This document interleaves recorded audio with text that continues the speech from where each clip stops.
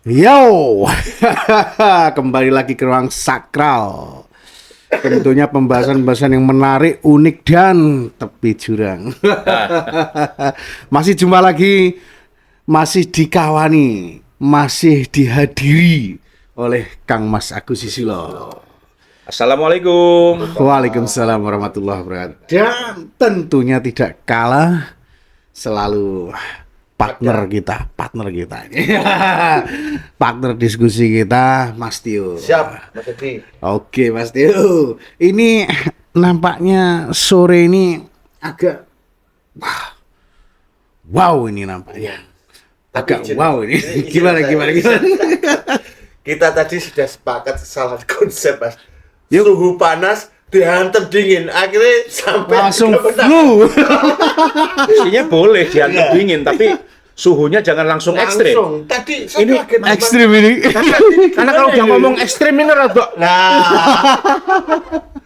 banyak yang sekarang ekstrim-ekstrim itu. iya betul. Apa karena mengikuti aduh, ini nggak enak mau ngomongin. Atau aduh, serba sulit deh. Ya memang ekstrim aja lagi, ekstrim aja. Jadi ya ikut-ikutan ini, ya ikut-ikutan ekstrim. Oke, Mas Agus, Mas Tio. Kita pernah membahas sedikit tentang desil. Desi apa desil ya? Desil apa desil ya? Tambah desi, ini- Mas. Saya.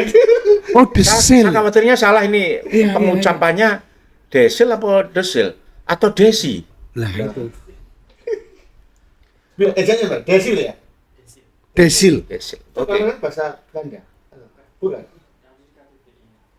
Desil ya. Oh, Oke. desil, ya. Kita konfirmasi betul. Takutnya kita salah, Mas. Iya. Kan sekarang banyak desi-desi juga. Oh gitu ya. Desi dan sisil. Desi yang mana nih? Siap, Mas Edi. Oke. Kita ke Mas Agus Susilo. Mas. Siap. Ya. Apa sih Mas Agus tujuan desil tuh Mas Agus? Iya. Bang. Ini kan, ini saya ngomong normatifnya ya. Desil itu kan sebetulnya pemerintah ingin memberlakukannya Siap. dan ada klasifikasi soal tingkat kesejahteraan warga negara, Oke. tingkat kesejahteraan keluarga. Pemerintah kan sebetulnya ingin mengatur itu. Iya.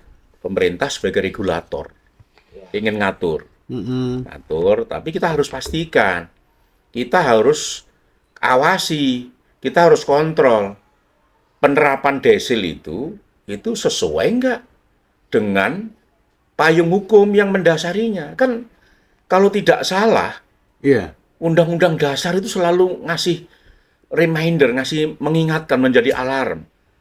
Pasal 34, fakir miskin dan anak-anak terlantar dipelihara oleh negara. Sesuai Undang-Undang Dasar. Nah, dia memelihara dan ngurus fakir miskin dan anak-anak terlantar itu, negara menggunakan apa? Ya pasal 33. Bumi, air, dan seisinya dikuasai oleh negara. Tapi ingat, harus digunakan sebesar-besarnya untuk Kemakmuran. Mulai dari kesejahteraan. kesejahteraan warga negara. Betul. Itu Mas Edi. Nah, makanya Oke. kalau ingin memperbaiki penerima bantuan sosial Ya. supaya tepat sasaran, harus dipastikan dulu dari undang-undang dasarnya Ya. ada mandat besar, ya toh? Oke. Nggak boleh tidak dilaksanakan itu. Oke. Kalau melanggar undang-undang dasar, presiden itu bisa kita turunkan. Wow. Wes. Ngeri. Aku langsung noleh kalau bahasa ini. Nah, setelah itu, kemudian pemerintah wajib, karena turunan dari undang-undang dasar tadi, Ya. ternyata ada peraturan internasional, Mas Edi.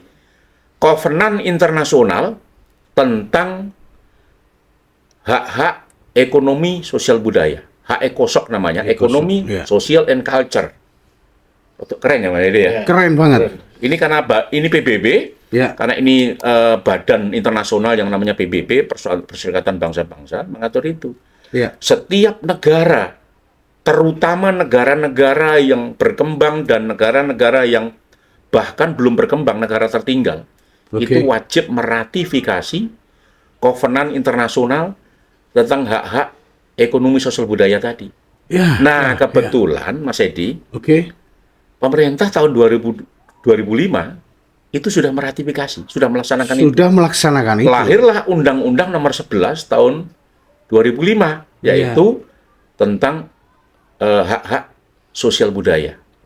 Oh. Nah, ini nanti relate-nya ke situ tuh. Kalau Mas Edi tadi tanya tujuan, Ya. desil ini diterapkan, harus dipastikan bahwa desil ini adalah sebagai mandat utama Undang-Undang Dasar dan ratifikasi internasional, yaitu tentang Undang-Undang nomor 11 tahun 2005 tentang hak-hak sosial budaya.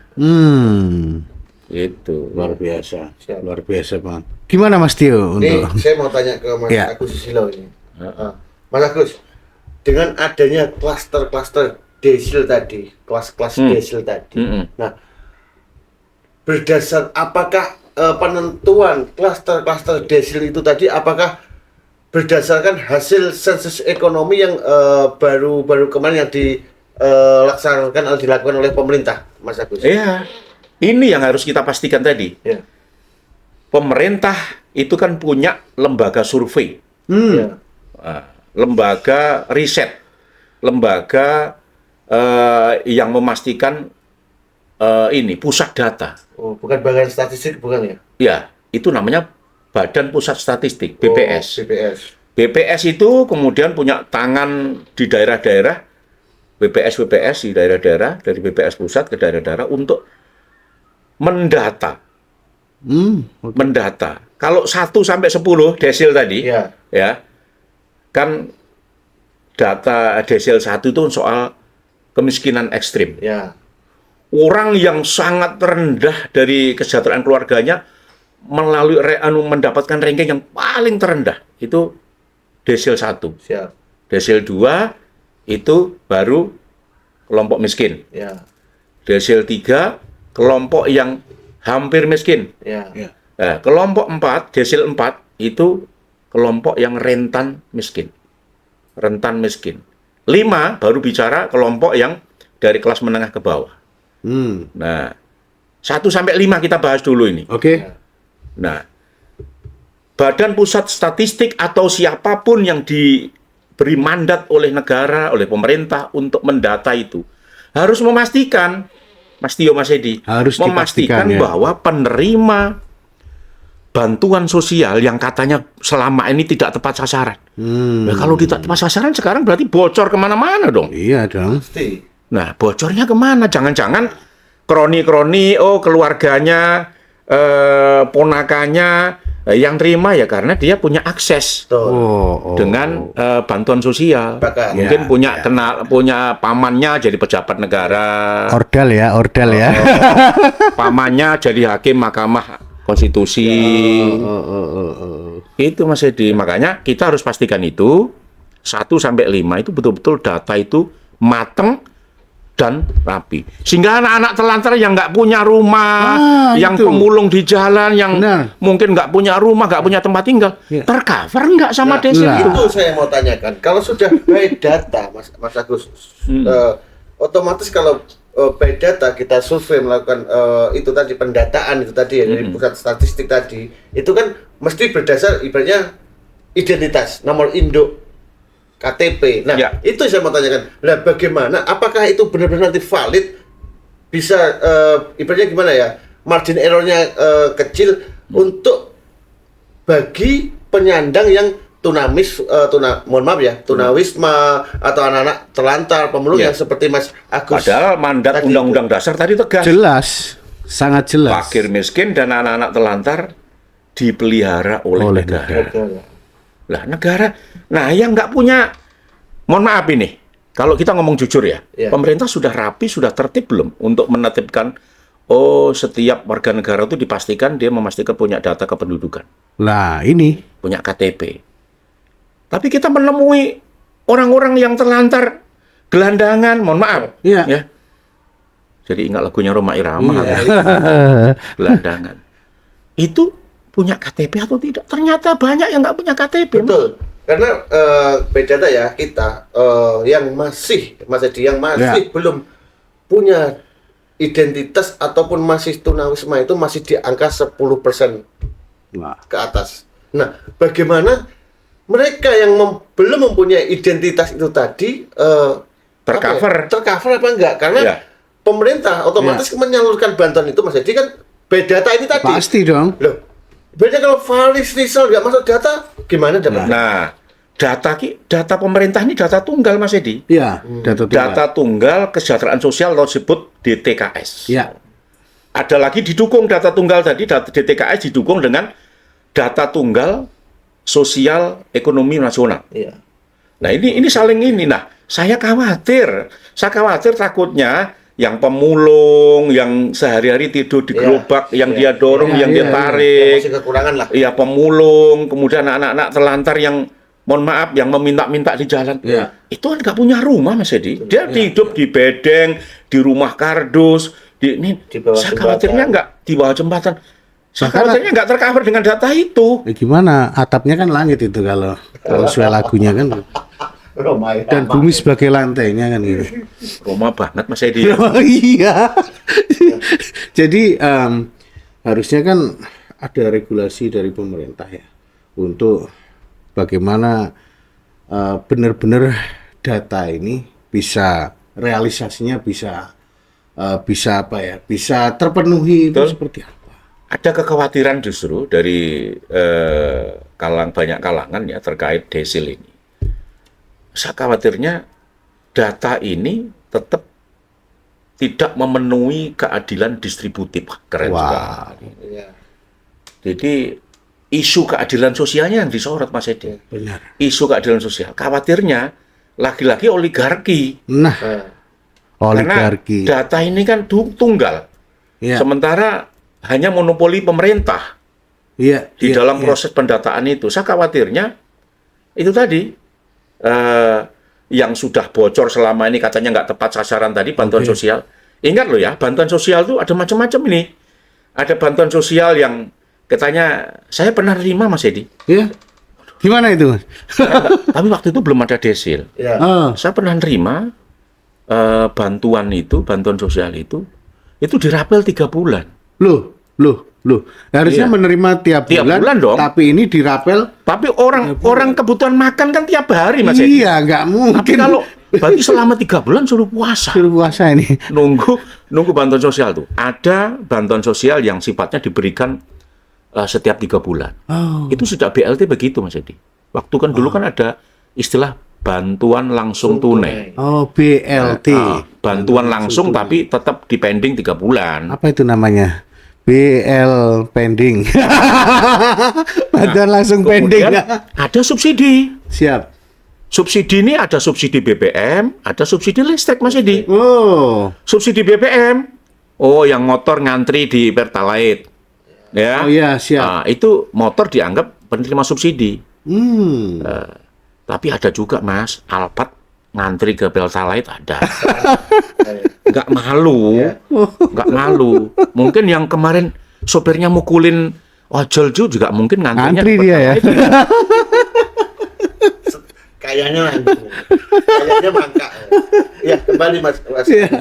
Jadi tentang kebocoran dan ketidakvalidan penerima bantuan itu tadi. Nah, tidak dipungkiri, tidak munafik. Benar. Rata-rata yang dapat bantuan itu pasti punya hubungan.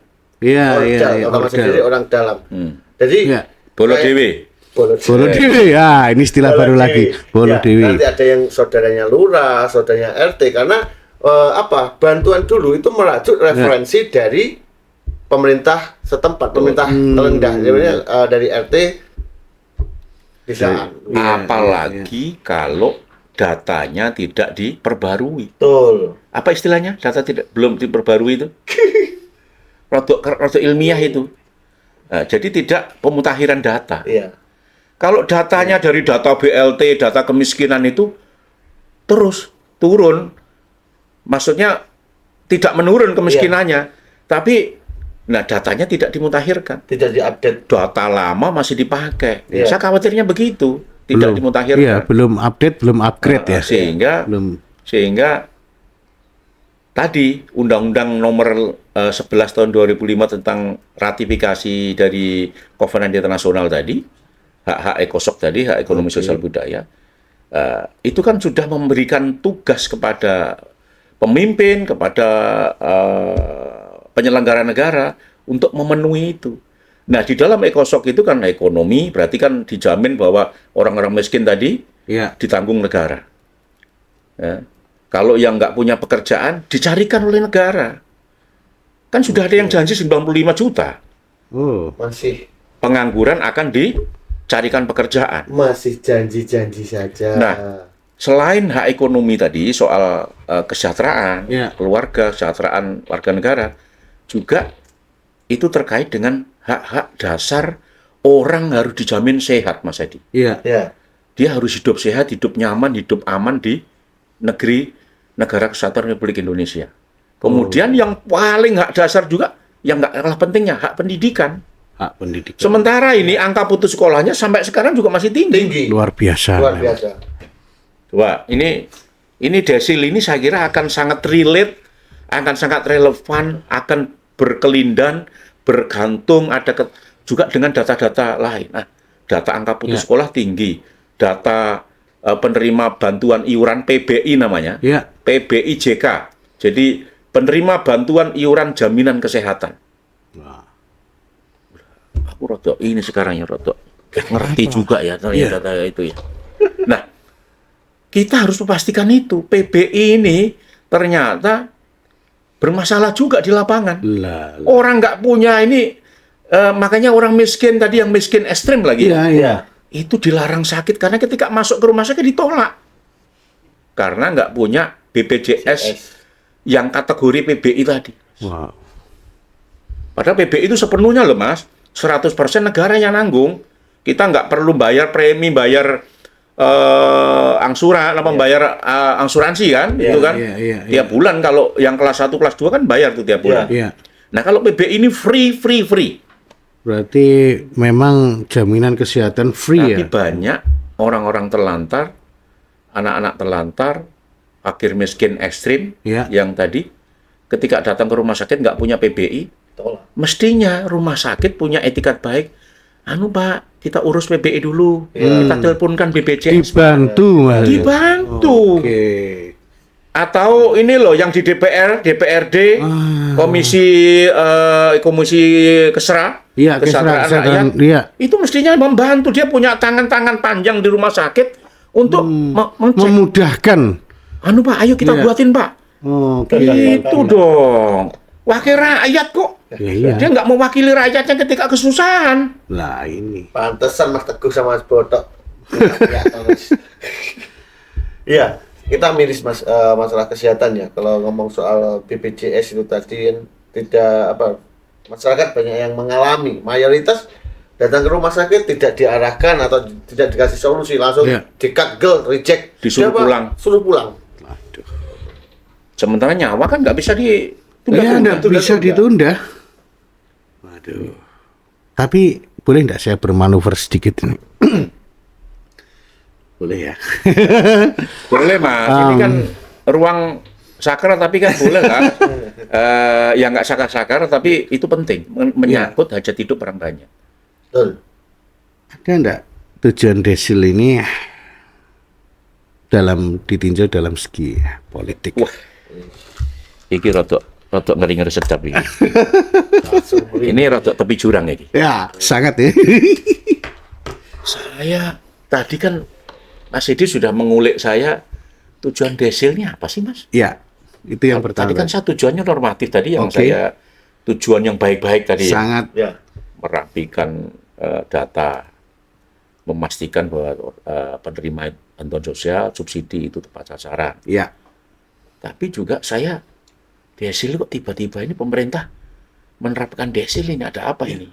Dan sangat tiba-tiba. Nah, tiba-tiba. Iya, betul Mas. Nah, Ya, perasa kan ya? kalau jiwa-jiwa kritis saya yang meruntah-runtah, jiwa-jiwa kritis saya, critical questionnya, pertanyaan kritisnya, ada apa ini? agenda apa ini kan? Jangan-jangan ini. Ya budgeting tadi, Mas. Saya melihat kemarin tuh saya ingat kita pernah kan di podcast sebelumnya kita ngomong soal putusan Mahkamah Konstitusi, Ya. Ya. mandat Undang-Undang Dasar lagi tadi, Oke. dan kita 20% dari anggaran APBN maupun APBD, anggaran pendidikan itu nggak bisa diotak-atik kok tiba-tiba untuk MBG 300 triliun. Triliun. Ya. 300 triliun. Ya. Maka banyak pemohon datang ke MK ya, untuk bisa bahwa anggaran pendidikan tidak boleh diotak-atik. Nah, akhirnya alhamdulillah wa syukurilah Mahkamah Konstitusi mengabulkan permohonan itu.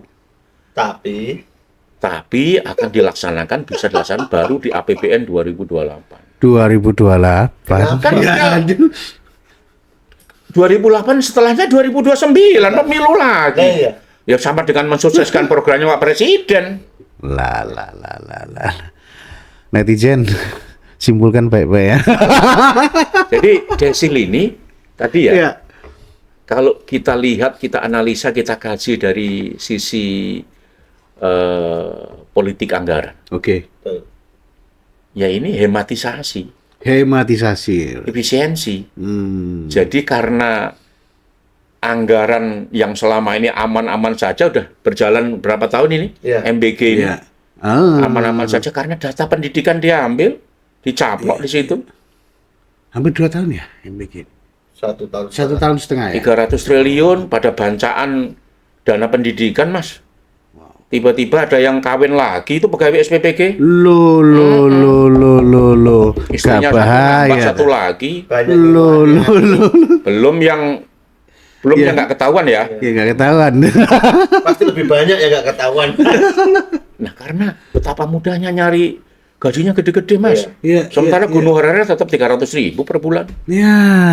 Nah, artinya bahwa dengan terancamnya alokasi budget untuk MBG ini terancam. Ini meskipun masih 2028 sih, Siap. tapi Mahkamah Konstitusi ini putusannya kan harus dilaksanakan Harus dijalankan. oleh Iya. penyelenggara negara, oleh jalankan. Iya, harus. Maka wajar ini kayaknya dia nyari dana di tempat-tempat lain, Mas, di sektor-sektor lain. Oh, iya. Nah, ini saya kira saya curiga ini, kok tiba-tiba ini. Iya. Kan bukan tidak berarti kalau ini mengklasifikasi yang kaya banget, Iya. yang kaya pajak penghasilan loh, Mas. Nah, betul. PPH. PPH-nya. Kita harus cek itu. Iya. Penghasilan sekian, pajaknya sekian. Berapa persen? Iya. Pajak penghasilan PPH yang di atas 200 juta berapa? Wah, iya. Di atas 250 juta berapa? Yang per tahun loh ya. Bahkan ya sampai maksimalnya berarti 35% ya. Ada teman saya yang pengusaha, wah kecekek sama pajak itu. Nah, Ya karena memang penghasilannya lumayan besar. iya, Gitu. iya. Aduh, ngeri. Ini saya yakin banyak masyarakat umum yang Iya. belum tahu adanya desil ini. Iya, iya.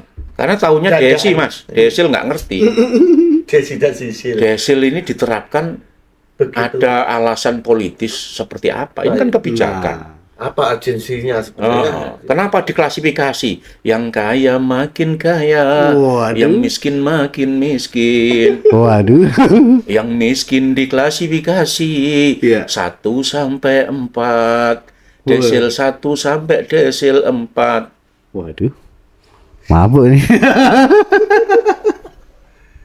Siap. Ngawari. Aduh, netizen. Ngeri netizen. Ya, ada Jadi satu lagi nih. ini biasanya kita ini ketawa-ketawa, hahihi ini agak Ya, mode kita- serius ini, mode serius. Modelnya mode serius dan kita ini, Mas, kecemasan kita, kekhawatiran kita, teman-teman kita yang dorongin gerobak, narikin gerobak tiap hari yang mungkin data kependudukannya nggak ada, ya lolos dari lolos. luput dari ya itu tadi yang katanya mau dirapikan tadi supaya tepat sasaran. Target itu tadi. Padahal itu adalah warga negara, Warga negara. warga negara Indonesia. Artinya bahwa kita ingin memastikan, kita ini kan diskusi di sini ya, kita ingin memastikan, kita ingin membantu pemerintah. Loh, pemerintah jangan curiga sama kita terus. Iya. Yang kita harus punya etikat punya pikiran yang husnudon lah, Iya. prasangka baik lah. Kita ini ingin membantu pemerintah, bantu negara. Pastikan dong data itu bisa mengcover orang-orang yang tidak punya rumah, Iya. tidak punya tempat tinggal di kolong jembatan. Iya. Tapi dia juga butuh makan, dia nyari mulung tiap hari, dia nyari kertas, nyari botol tiap hari. Tapi dia juga punya hak karena dia warga negara, dia lahir di Indonesia kok. Jadi tujuan Desil ini bukan untuk mengcover nikah lagi, beli Alphard lagi, ya itu bukan ya? Loh, Mestinya. saya kira untuk mengcover cari istri lagi ya gitu. Aduh, saya pengen jadi pegawai SPPG, Mas. Gimana ya? Ketua Dadang itu 1 hari minimal 1 miliar setoran kok. Cuma tanda tangan. Ngeri. Ya wajar kalau kadang masyarakat Jadi atau oke lah. Kita ini kan di ruang sakral ini kan kita bicara, kita memastikan regulasi undang-undang yang sudah diketok, sudah diputuskan menjadi konsensus nasional ini harus dijalankan secara murni dan konsekuen. Undang-undang dasar pasal 33, pasal 34, kemudian undang-undang hak ekosop tadi, hak-hak dasar kesehatan, pendidikan, ekonomi, itu harus dijalankan. Kan banyak nggak dijalankan masalahnya. kita ini kan mengingatkan aja tuh, Mas. Mengingatkan. Jadi jangan dicurigai. Tadi Yang aneh. Tadi dibahas kesehatan, pendidikan belum. Padahal di situ bantuan kesejahteraan pendidikan banyak juga ditilep. Iya, PIP itu ya, PIP itu Program Indonesia Pintar. Ya. Ya, Itu sifatnya bantuan, subsidi anggaran untuk beli buku, untuk transport dari rumah ke sekolah, untuk beli sepatu, untuk beli tas. Itu dari situ, Mas, dari Program Indonesia Pintar. Untuk nambah wawasan karena beli buku dan sebagainya itu. Itu ternyata ada kasus di Parung Panjang waktu itu ya, di Kabupaten Bogor. Itu ternyata buku tabungan dan sebagainya itu dibuatin oleh sekolah. Nah. Bahkan tanpa sepengetahuan si anak itu. anak itu banyak kejadian. Jadi yang ngambilin kepala sekolah, Mas. Dibuatkan ATM, ATM-nya ditarik lagi. Lah. Kalau enggak, kalau yang dikasih tapi di-cut, baiknya 250. Ada potongannya berarti? Ada. Bayo. Dengan dalih Jadi kalau ada kepala sekolah yang naik mobil Camry, ya wajar saja. Itu perlu dipertanyakan ya, Mas Agus. Betul, Pasti ya. kepala sekolah sampai cek, semua rata-rata kaya. Mobilnya mesti lebih dari 1. Karena apa? Dana bos itu berapa setiap tahunnya, Mas? Wow. Coba sama Ini kalau Desil ini ingin katanya punya etikat baik, memperbaiki data yang supaya tepat sasaran, tidak salah sasaran. Iya. Yang terima PIP itu ponakannya kepala sekolah, itu, Mas. sepupunya kepala sekolah, Tepat sasaran itu. cucunya kepala sekolah. Itu kan, atau guru-guru, atau mungkin Pak RT, Pak RW, kepala desa, ya nggak tepat sasaran. Tepat sasaran untuk keluarganya. Oh, ngeri. Ayolah pemerintah, Pak Presiden, kalau memang Desil ini diberlakukan, pastikanlah data yang Valid. dikumpulkan ini data yang betul-betul valid. Jangan data setengah mateng atau mentah, atau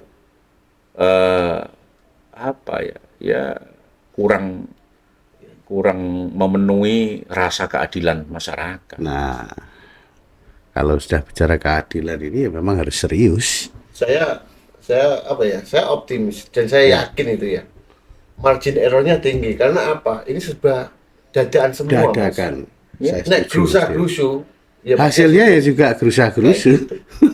Atau, waduh, saya jadi pikirannya, karena ini buru-buru kesannya tadi ya, yang banyak yang disuruh beralih pengguna Pertalite ke Pertamax. Iya. Ini kan sudah mulai, Betul. ini nih, sudah mau diseleksi nih.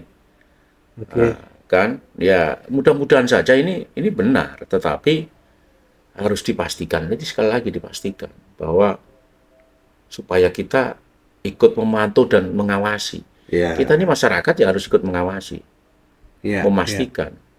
Kalau memang itu mau diperbaiki datanya ini. Tapi awas loh ya, ingat nih, ini kita ingatkan ini penyelenggara negara ini. Jangan digunakan untuk mengakumulasi suara 2029. La. Ngeri bang. Kan startnya udah mulai dari sekarang Mas Edi. Iya. Wah, sudah konsolidasi. Wow. Dan banyak yang nyuri start ini. Kalau kita nggak awasi, wah, yang terima adalah yang dipastikan mendukung calon A, calon B. Wow. Itu biasanya begitu sih, nggak jauh. Diopeni dari sekarang, Mas. Iya. Dipelihara oleh, bukan negara, Mas. Oleh pemimpinnya. Oleh politisinya. Saya nggak ikut ngomong. Saya juga ngeri. Oke. Yang penting intinya netizen simpulkan sendiri bagaimana tentang obrolan sore hari ini. Iya, harapan kami ya tetap semuanya bisa terkondisikan dengan baik dan mudah-mudahan ya tetaplah untuk kesejahteraan rakyat ya. Betul. Gitu Mas ya. Mungkin itu Mas Agus. Siap. Ngawur semakin sini agak miring-miring ya. Agak semakin ketepian-tepian betul ya. Betul ini.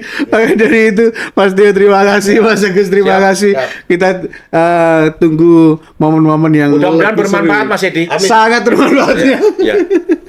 Oke, terima kasih banyak. Kita jumpa di momen-momen yang tidak kalah menarik dan tidak kalah unik yang akan kita bahas di ruang sakral. Terima kasih, saya akhiri. Wassalamualaikum warahmatullahi wabarakatuh dan tetap Waalaikumsalam. bersemangat dan merdeka.